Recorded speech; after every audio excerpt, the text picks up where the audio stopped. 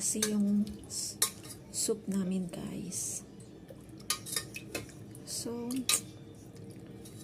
dahil sinadya ko yung ilagay ko hindi buto-buto.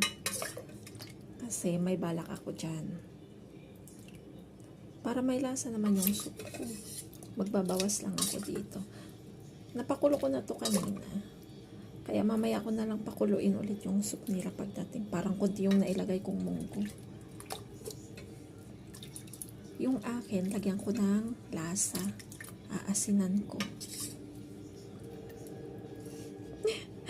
Halatang yung nilagay kong pork. Halaan mo silang magtaka, ba't konti na lang yung pork. Hindi naman nila kinakain yan. Yung karne sa sabaw. Wala akong masyadong nakuha na munggo. Okay lang. Wait lang. Dun ka. Hindi ko naman inubos lahat ng meat. Nagtira ako pang para bukas. Tinitipid ko na yung ngayon. Kasi nag-less sila ng meat. So, ako,